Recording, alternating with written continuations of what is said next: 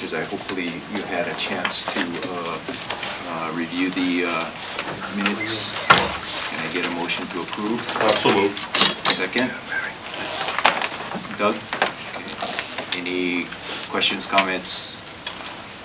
Hearing none, all in favor of accepting the minutes of as presented of November 28th, indicate by saying aye. Aye.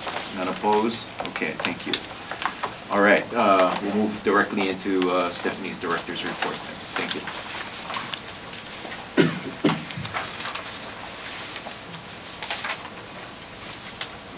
Is it working? Yeah. Okay. Yeah. Good morning, everyone.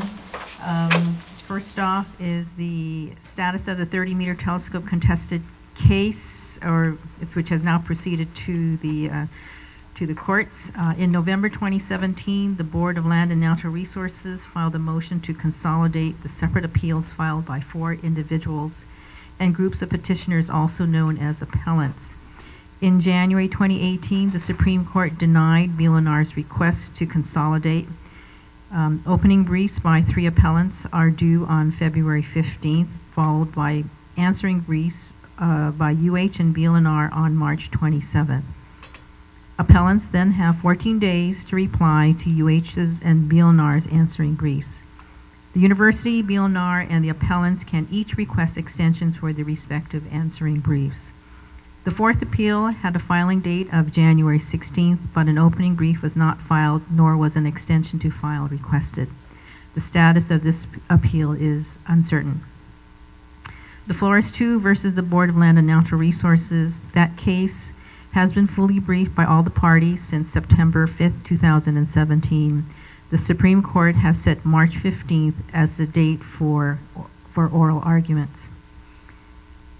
The OHA lawsuit, OHA, as you know, filed its complaint against us and various state defendants and the university on November 7, 2017, but the parties were not served until December 20th. On January 9th, 2018, the state filed its answer to the complaint, and on January 10th, UH filed a motion to dismiss the complaint, followed by the state filing a motion to join on January 22nd. The motion is currently scheduled to be heard on February 7th before Judge Crabtree. Just a little bit on the updates on Summit projects. The exterior repair and maintenance work on the UH 2.2 meter telescope is complete except for some minor troubleshooting. The scaffolding was taken down a couple weeks ago, and the IRTF dome refoil project continues. With respect to the Hokuke'a telescope decommissioning, UH Hilo issued a request for proposal seeking bidders to remove the non-working telescope in the Hokuke'a Summit facility. UH Hilo is working through the award process and estimates that a vendor will begin removing the telescope in March 2018. Our annual report to the Land Board. OMKM's annual report to BLNR on the status of the implementation of the CMP was presented to the Board of Land and Natural Resources at its January 26, 2018 meeting. The board members appear to be interested and engaged in the work that OMKM has been doing and had many questions, mostly about our research activities and the resources. Fritz was on hand to provide a lot of the details and answer specific questions raised by the Land Board. Also on the agenda were 2 cases involving unpermitted commercial tour operators who were issued cease and desist notices by DoCare officers for operating on Forest Reserve lands. The board fined both of those operators $2,500 for violation of Forest Reserve rules for operating without a commercial permit. In the environmental assessment for the ingress, egress, and parking project at the Viz, we received correspondence from DLNR that they received our CDUA application for this project at the Viz, and DLNR classified this project as a moderate alteration subject to a departmental permit. However, the chair of the Land Board feels that the permit decision should be made by the board, not by the chair. DLNR is planning to hold a public hearing on this project in Hilo sometime in early March. The place and time is to be determined. Mauna Kea Speaker Series. The next presenter of the Mauna Kea Speaker Series is Dr. Elmar Schmidt. He's a professor of engineering, mathematics, and physics at SRH University of Applied Sciences in Heidelberg, Germany. His presentation is about measuring the moon's brightness and the implications it has on multiple scientific disciplines. This lecture is going to be from 7 to 8 p.m. on February 1st in the Science and Technology Building Auditorium on the UH Hilo campus. And I think Fritz is going to speak a little bit more about this. Okay. OMKM continues its outreach efforts to presentations to groups who are interested in learning about OMKM stewardship on Mauna Kea. We continue to make these presentations to various community groups and organizations. The first outreach activity with our schools will be at Kealakehe Elementary School. We will be participating in their science night. This is turned into an annual event which OMKM has participated. The status of the administrative rules is undergoing a review. Currently, the rules are undergoing a review and edits by the Office of General Counsel. We received comments from DLNR, which is being reviewed and incorporated into the draft. UH hopes to consult with OHA on these rules. And finally, legislative bills. There are several bills, but two of note for us is Senate Bill 3090, which was introduced by Senator Dela Cruz along with a number of other senators, including Big Island Senators Kai Kahele and Lorraine Inoue, calling for the establishment of a new management authority. This management authority is intended to be self-sustaining, with part of the funding coming from commercial tour and observatory fees. It does not include university or DLNR participation in this authority. Title to the Mauna Kea lands will be transferred to this new authority, which would be authorized to issue leases and develop and implement rules.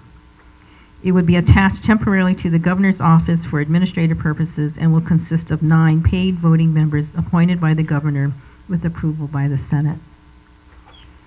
House Bill 1767 requires the use of 4-wheel drive vehicles only above Halepohaku. It also prohibits individuals or businesses who transport people for a fee on the connecting roadway corridor between Halepohaku and the Mauna Kea Science Reserve. Violators would be subject to a fine of $250. And that's it. Thank you. Questions? Steph, who's the fourth party, the fourth appellant that did not file a brief? That fourth party is Vincente. Any other questions from board members? I'd just like to make one comment. I had the opportunity to sit in on Friday's BLNR hearing where Stephanie presented her annual report, and I just want to commend Stephanie and Fritz and actually the whole team that was there for the excellent job that they did. I think they told a very comprehensive and compelling story of the good work that they're doing taking care of Mauna Kea. I'd also like to comment that and congratulate Steph and her team as well. The two actions that the BLNR took on Friday in terms of affirming the violations of these unpermitted operators, I know are issues that we have been concerned about, but really do reflect the level of collaboration with DLNR and DoCare in particular, DOFA and DoCare, in order to bring those actions to fruition. Because of the issue with our rules not yet being in place, it really takes a coordinated effort to enforce some of these kinds of things on the Mauna. And you know, Scotty and Steph and you folks, I just want to commend you folks for the good job you guys are doing there. Any other questions or comments? Yeah, going back to Hoku Ke'a, so the award process, so we already decommissioned, right? The board already approved the decommissioning of the Hoku Ke'a. Then there were parties that wanted the Hoku Ke'a, and then so it was tabled. And so I didn't quite understand the award process. So the Hoku Ke'a had submitted their notice of intent. which was also filed with the Department of Land and Natural Resources. There is a non-functioning telescope on the mountain that should be removed, and this is what that award process is to remove that non-functioning telescope. So anything about the parties that came to speak to this board regarding Hokuke'a? The University of Hawaii at Hilo will need to reach out to these parties for their comments. Mahalo. Greg, I want to follow up. So just to be clear, my understanding is this board did not approve the notice of intent. We referred it back to UH for comments from the community.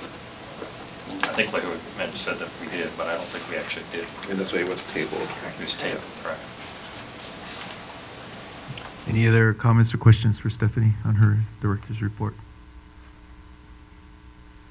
There be none, then let's move into our various committee reports. I think the first report we have is from Mauna and Shane. We have the privilege of actually having Shane Nelson in person here today. Awesome. Thanks, Chair. So Mauna met for the first time this year in January. Our first meeting of the year always tend to be reflective on upcoming projects, particularly maintenance schedules that are turned in by the various observatories. So we went and did a review at our first meeting. We also discussed things that will be coming up on your agenda today as well. So I can be available to give some commentary if you need to on what Mauna thought of these projects. Also looking into the future, we're still looking into filling, I think, 2 or 3 more seats on Mauna as well. So we're looking to spread out representation on the island. So if we'll accept any recommendations from this board as well, you can let them call or contact Lukela. We're open to reviewing some more applications. Other than that, that's about it for now. Great, thank you. Any questions for Shane?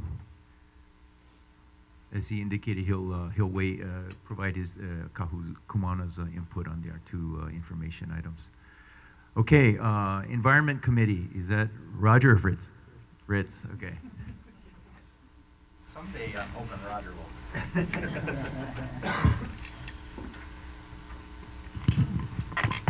Okay, as Stephanie mentioned, the speaker series.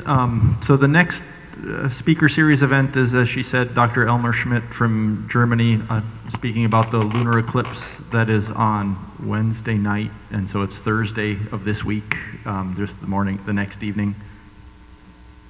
Tonight? Oh, okay, tonight. Sorry, what day's today? Anyway, Thursday evening, Dr. Schmidt will be presenting on the lunar eclipse, and that will be in the Science and Technology building here on the UHH campus. Also, for the speaker series on February 22nd, Ryan Lyman of the Mauna Kea Weather Center will be talking about the Weather Center forecasting process, both just the overall weather as well as the astronomy seeing. The media has been notified, Big Island Video News, the newspapers, that material has been submitted. We'll send out the email announcements after the 1st so people don't get confused about when the next speaker series is. But the newspapers and such have been notified already. Thank you, Sage. And the last speaker series, the previous one was high school students talking about their science projects, and those videos are posted online on the OMKM YouTube channel. The link's available on our website as well with that. And one of the follow-up questions we had for the students was if they thought it was a worthwhile thing, and if so, how do we get them to convince their classmates to do it again in the future. So we'll see if we end up repeating that. But overall, it went well. It lasted about the length of time it was supposed to. So, and then of course we're working on March and April and that for future events. But February we happen to have 2, especially since Dr. Schmidt sort of materialized. The next volunteer event is going to be in early February with a couple of UH Hilo student groups, so that's already filled up with on-campus stuff. We'll announce the public one probably for in April, once we get the details worked out. There has not been an environment committee meeting since the last board meeting. Trying to finalize a date. We'll be sending out a doodle poll here once I hear back from the speaker. Actually, at the last meeting, the board approved a rainwater collector for the summit, and Diamond Takara, who's the graduate student with the Ikevai project that Chair Chun is in participating in, had agreed to present some of her groundwater research. So we'll talk about the groundwater research that she's doing at the Environment Committee, and also see if we can't get some of that same groundwater research discussed at an upcoming speaker series event as well for the broader public. But that'll hopefully happen sometime in February, the next Environment Committee meeting. Some doesn't feel like it quite yet, but we're starting to think about summer interns and hiring for summer help. On that end, with the regular invasive species monitoring, we've not identified any new threats, although that's not really that surprising, especially given how snowy it's been. It's really hard to find stuff out crawling around in between the snow patches. And lastly, Steve Businger at the Mauna Kea Weather Center has finished up his climate change downscaling forecast project, and so the reports in that are forthcoming in the product. So once we get that all organized, he's got it mostly online. I think there's just some final touches, and then we can post that on our website. So, and otherwise, as Shane said at the last Kahuku-Mauna meeting, we reviewed projects. There's a little bit of follow-up questions with some of the observatories that hasn't happened yet. Once that's done, we'll notify the observatories, and then of course, the projects are brought before the board as the observatories make a final decision on actually implementing or not, and exactly what the time frame is. So, with that, happy to take any questions. Any questions? Any questions from the public? Okay, great. Thank you, Fritz. Okay, so Lucella, could we get an update on your cultural resources? Sorry, you're behind.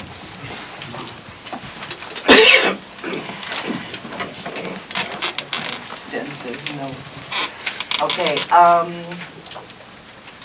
we're going to go back to some of the things I mentioned at the last meeting.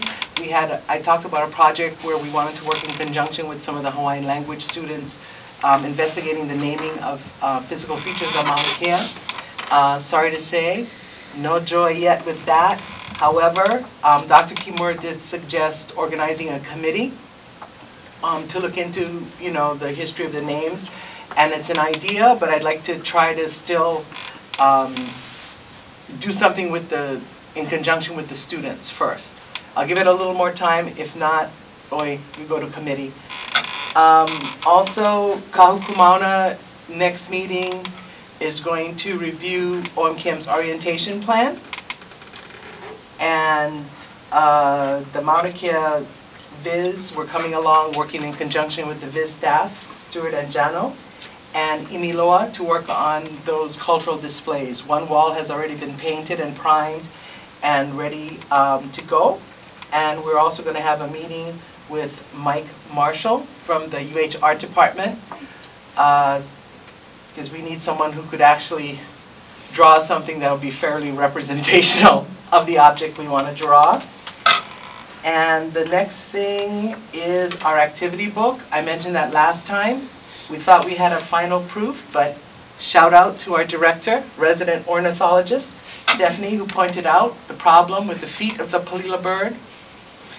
So we've addressed that palila foot problem, and hopefully it'll go to the presses soon, and we'll be distributing it at all of our outreach events, like Kealakehi is coming up March 1st. I don't know if we'll have it ready for that, but we are doing the Kealakehi Science Fair, which is always well attended, and we're fairly well received. So that'll be on March 1st. Questions? Oh, Minor correction, that wall will be primed next week. The one wall with the ridge. I didn't give a date, Stuart. I said Oh. it's being primed Being soon. primed. Okay, I'm sorry. Correction to the correction. I mean, you know, okay.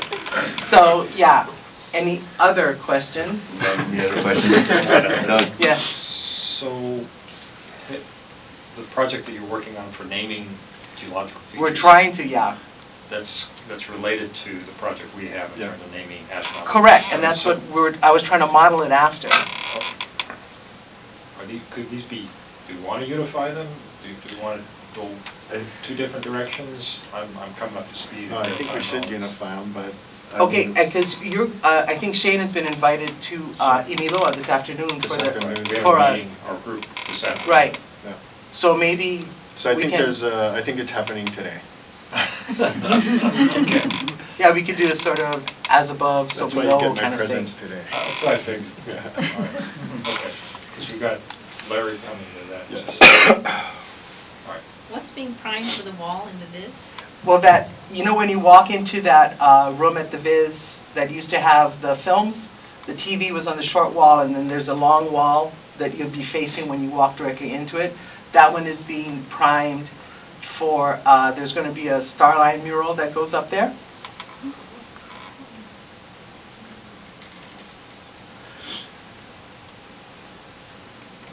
Any other questions for Lucella? Okay. Thank you.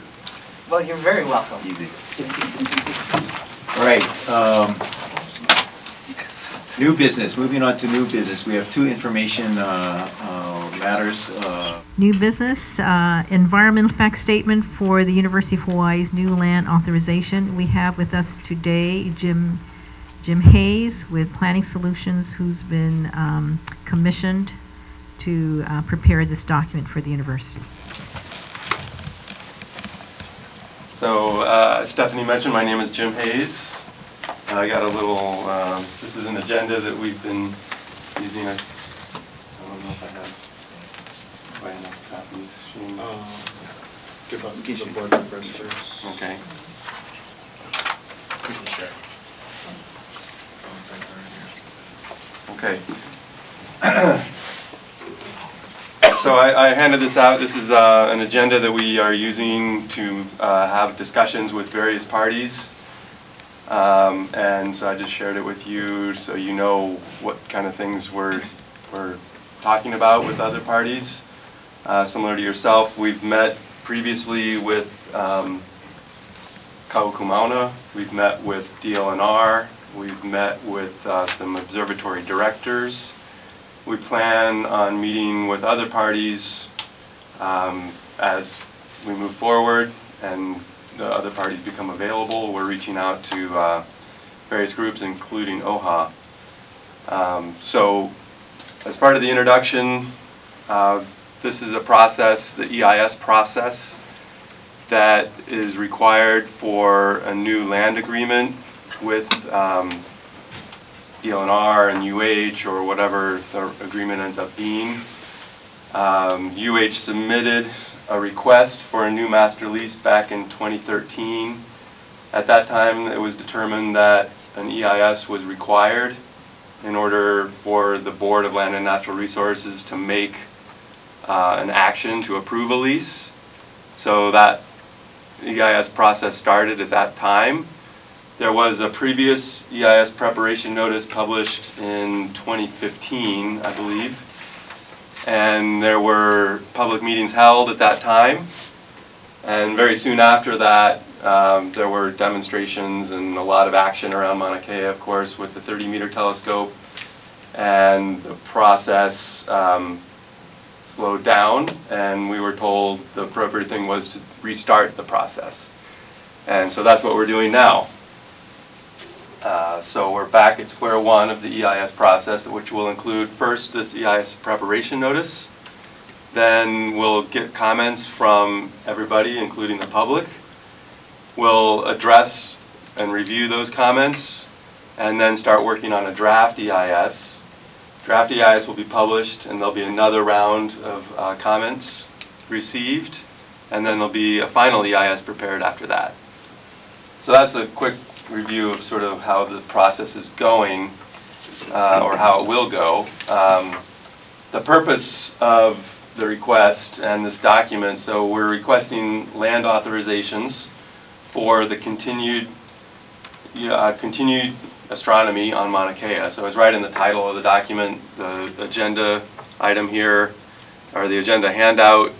The title across the agenda is also the title of the EIS preparation notice. So it says it right there in the title, the continuation of astronomy on Mauna Kea. Now, the secondary purposes and objectives are to also fold into whatever new authorization does take place things that have been happening on the mountain since the original lease was agreed to. So that includes now the comprehensive management plan and its associated subplans, of course, as well as ideas on how new subleases would be configured with existing observatories and any new developers. And then also administrative rules that are being worked on by UH at this time. So all of those kind of things that are relatively new and are not specifically reflected in the existing lease would be reflected in whatever new agreement is undertaken. So that's a quick look at the purpose. Then item 3 on our agenda here is an overview and looking for input from all of you related to the alternatives. And there's 3 alternatives that are called out in the current draft of the EIS preparation notice. Based on the comments we hear from you and others, we may make modifications to those before the preparation notice is actually made public. So this is a very early on scoping period. So I think everybody here is probably familiar with what the existing situation is. We'll pass these around if you want. But currently, it looks like this, where the Mauna Kea Science Reserve in green is under 1 lease, and then Halepahaku down at the 9,000 foot level is under a 2nd lease. So the university has 2 leases, and then the roadway that connects those 2 leased areas is an easement, non-exclusive easement. So that's what the current situation is. Now, the alternatives that are laid out in the draft preparation notice include a no-action alternative, where in the current situation would continue until the leases expire in 2033. And at that time, all the land would be returned to DLNR. And prior to that time, all the existing astronomy uses would be decommissioned and removed from the mountain. So that's alternative 1, the no-action alternative. And these alternatives are very similar to the alternatives that appeared in the original preparation notice back in 2015. They've been restructured and reordered a little bit, but not in any really significant way. Alternative 2 is what we call now the reduced area. In the original preparation notice, alternative 2 was the continued leasing of all of the existing areas. So that's been modified so that now alternative 2 is the reduced area. And in this map, the green area is the area that would be the reduced area and continue under University of Hawaii land authorization. So you'll see the green area is quite small. The yellow area is the area that would be returned to DLNR when a new land authorization occurs. So that's more than 10,000 acres of land that would be returned to DLNR under this alternative 2 reduced area. If you guys have questions, I don't know how we want to handle it. Why don't you complete the summary, then we'll just open up for questions at that moment. Okay. Thank you. So one thing to notice on alternative 2 is that the green is obviously focused in the area where the existing observatories are located. And we have a more detailed map on that area. Then the roadway down through the existing science reserve. Most of the science reserve is in yellow, which would be returned, but the roadway is in green, so it would continue to be under the UH authorizations. And then the roadway down to Halepahaku and Halepahaku are all green in this figure, which indicates they would all be under the same land authorization. So one difference from what we've talked about in years past is that now the roadway between Halepahaku and the summit area would be part of the land authorization instead of an easement as it currently exists. So in that way, the same sort of tenure would exist from Halepahaku along the road and to the observatories. So that's alternative 2.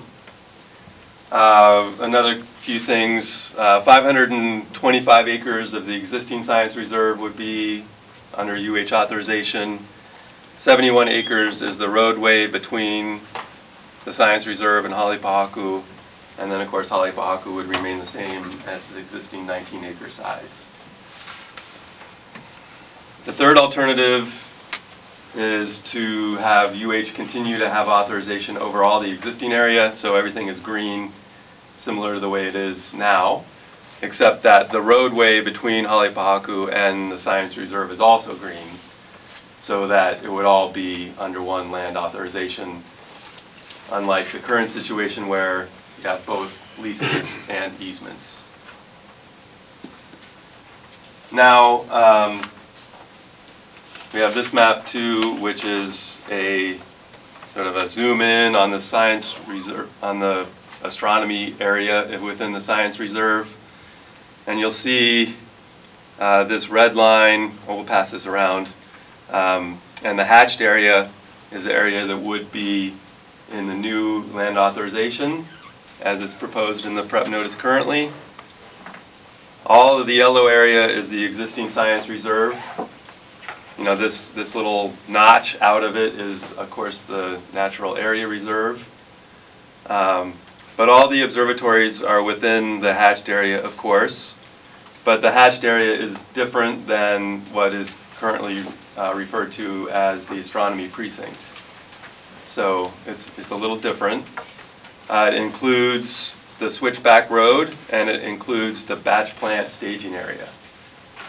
And of course, it includes all the observatories, like I said. So we can go ahead and pass these around if you guys want to take a look. There we go. So one of the other things that's included in the alternatives, of course, is what kind of land authorization would be agreed to. And of course, the master lease is foremost among those. UH is also considering what other potential land tenure agreements could be included. One is a executive order, which is similar to the way things are done on Halepahaku, or not Halepahaku, excuse me, on Haleakala, right? And the university also has other executive orders for other land around the state. So that may be a component of the EIS preparation notice as well. So other components of the land agreement, things that people have been interested in the past, include the term. This is the number of years that whatever agreement takes place would be active. The current lease is a 65-year lease, which is the longest term possible between DLNR and a state agency.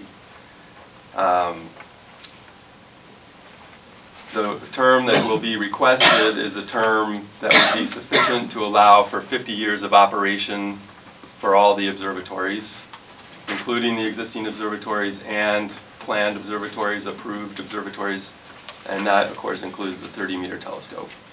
So depending on when this land authorization actually came into being, the term would be set accordingly.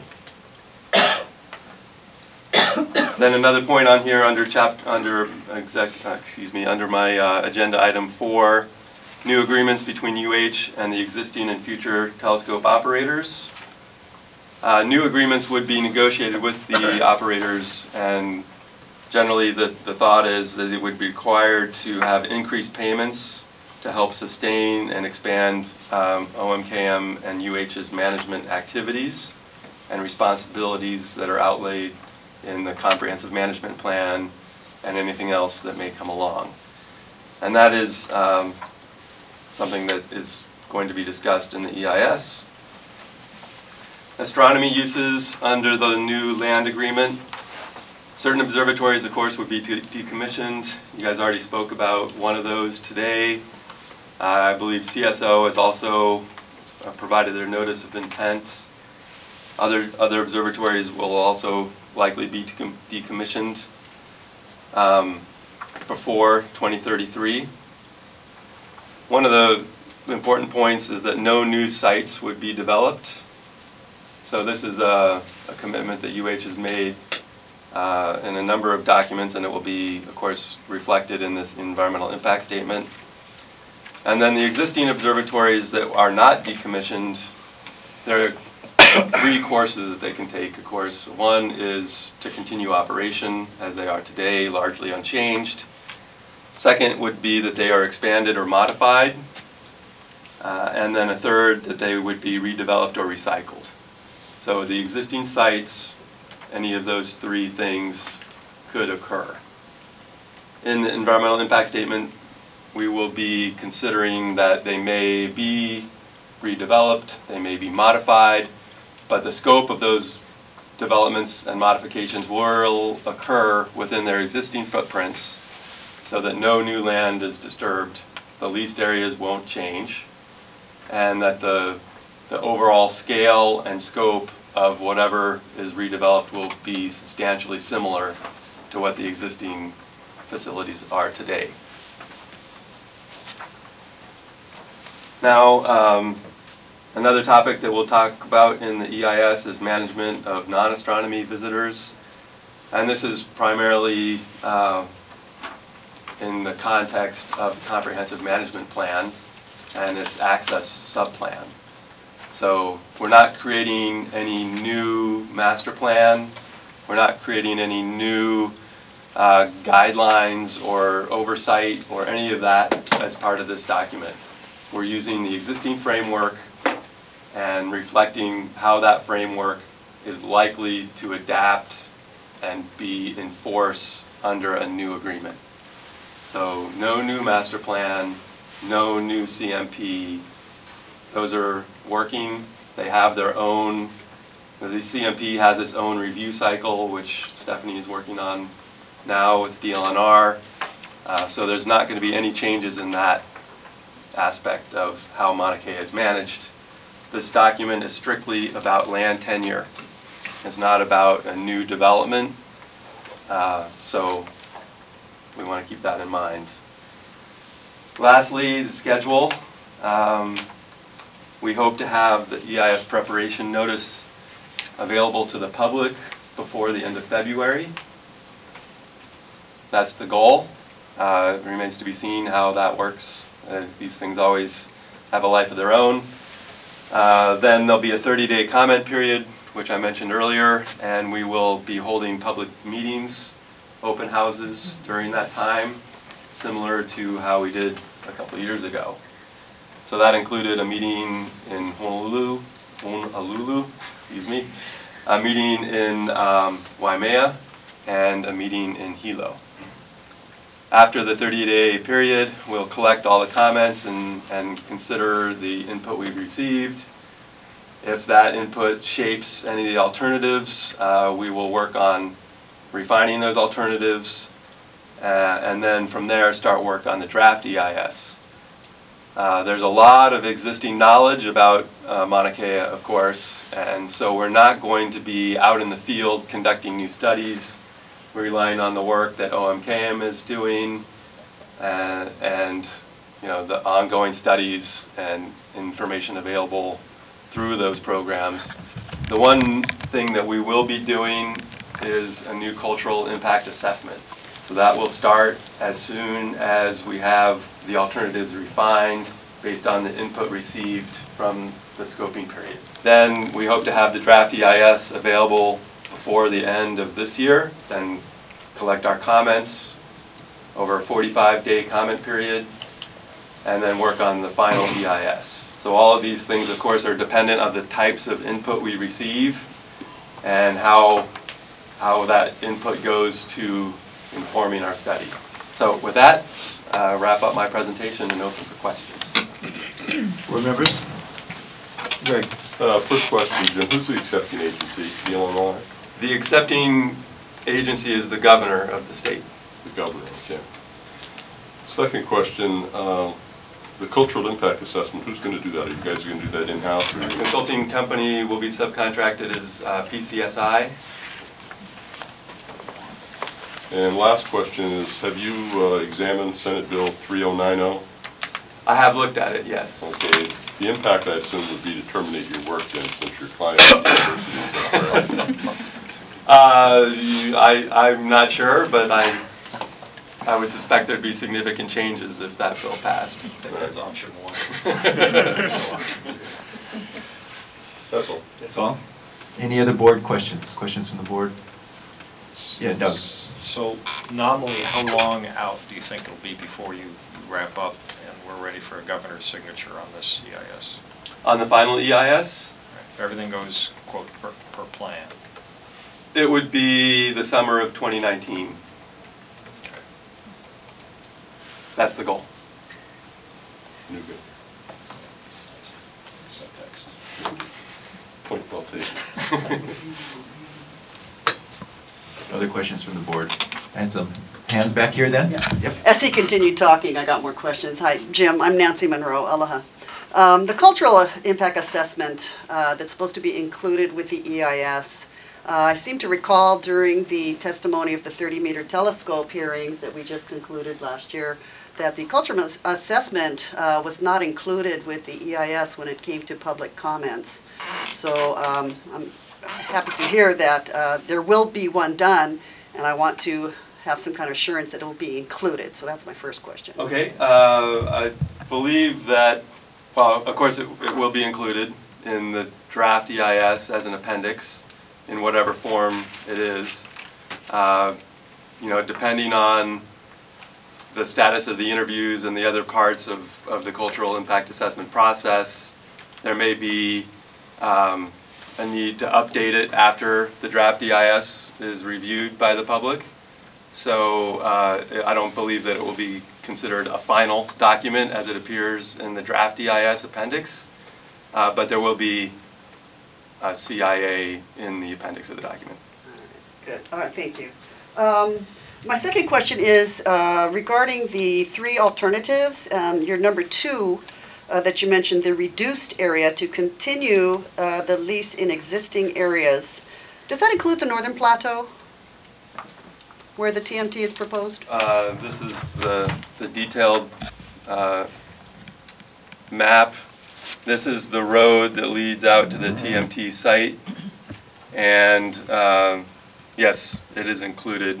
All right, thank you. My third question is the executive orders. And you're asking for a minimum 50-year lease. Who makes those executive orders? Is that strictly the governor as the executive? Or someone in the university?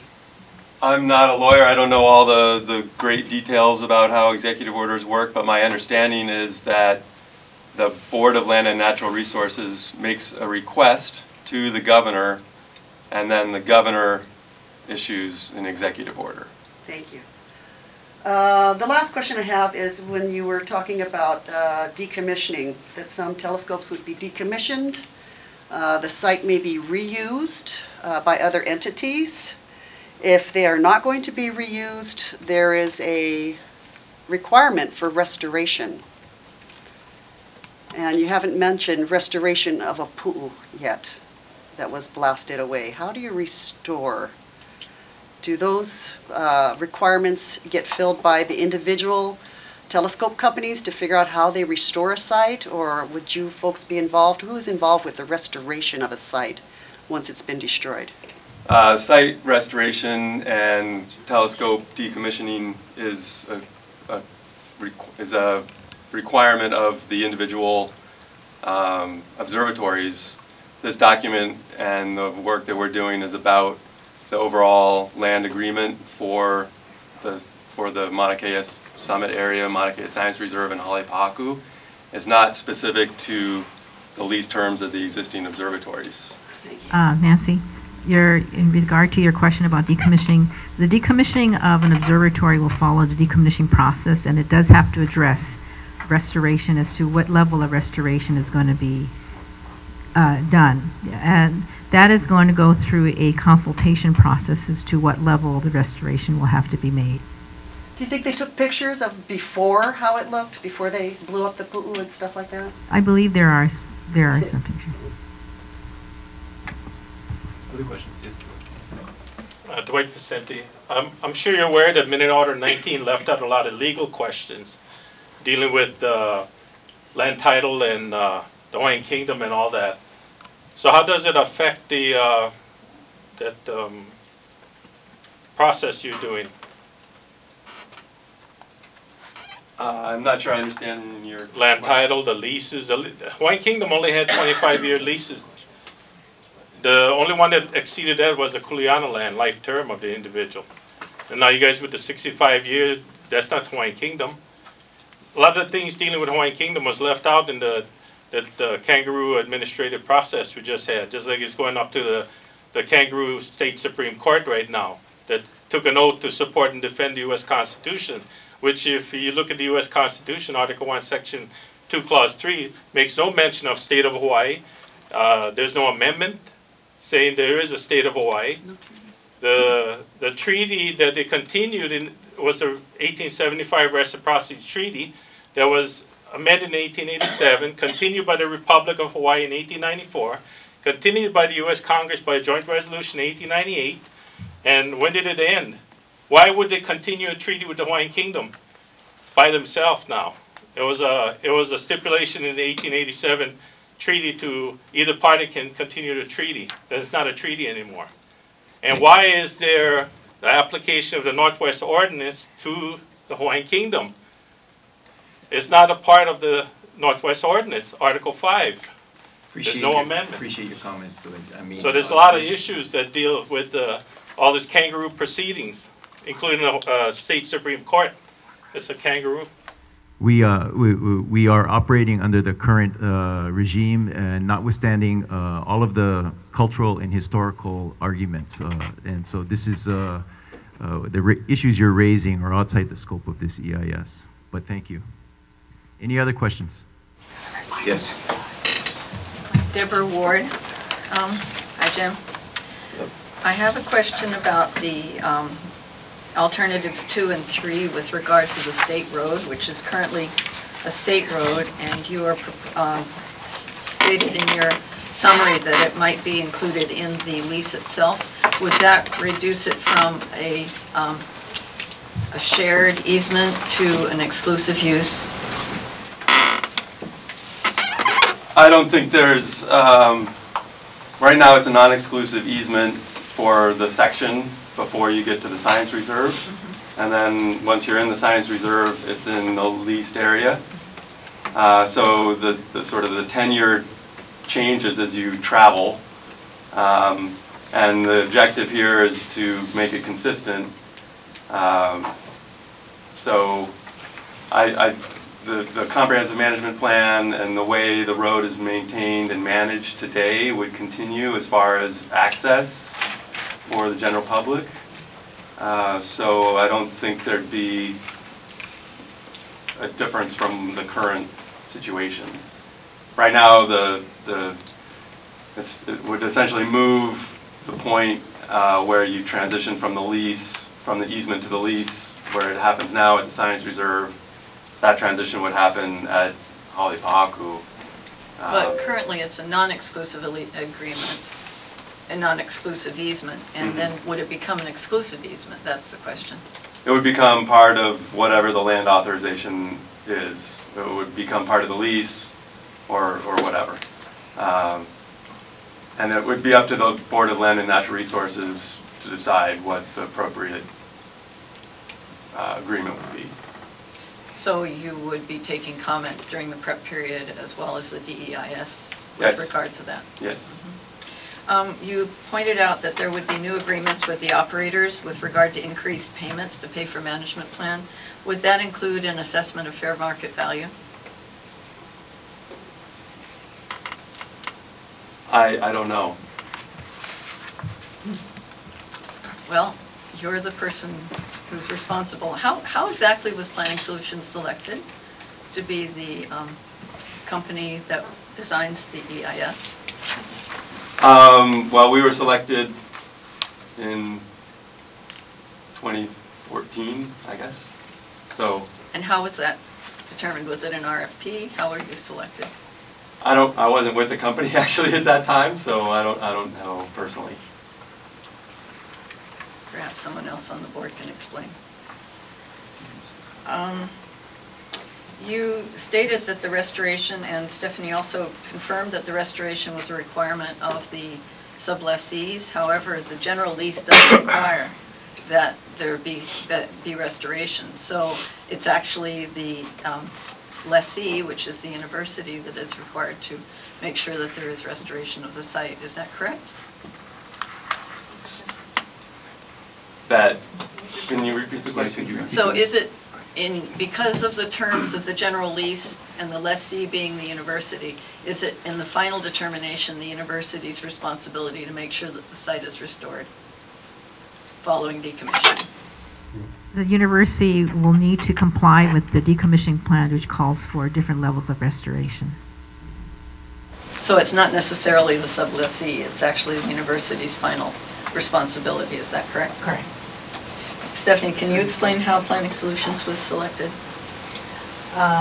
We did not do the selection itself. It was done through, I think it was done through our attorneys. Carl Smith Hall, is that the company? And is that a normal procedure where the attorneys select the company? I'm not sure. Thank you. Any other questions?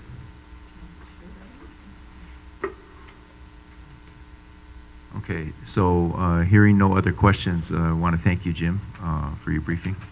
And board members, this is, as well as the public, this is just the first step in an ongoing consultation process that we're kicking off. So we do have more opportunities to provide input.